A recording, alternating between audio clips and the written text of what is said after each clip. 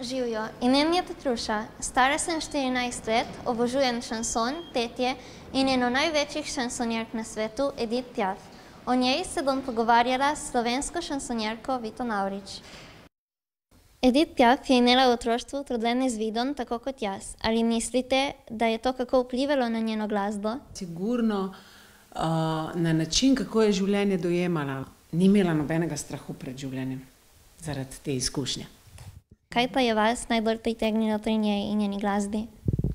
V bistvu njen način nastopanja, način, kako je pela res, da bi potegnila vso žalost ali pa vso srečo tega sveta naravnost izpet ven.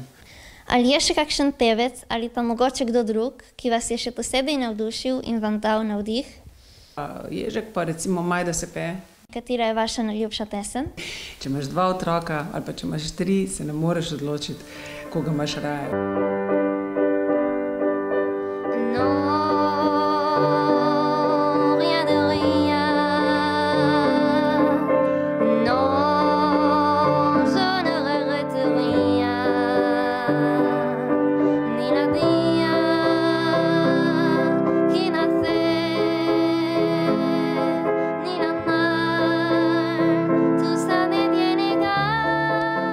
Kako je bilo lepo. Mogoče ne bom tako slavna kot Edith Piaf, ampak če človek počne tisto, kar ga veseli in osrečuje, je v življenju dosegel vse.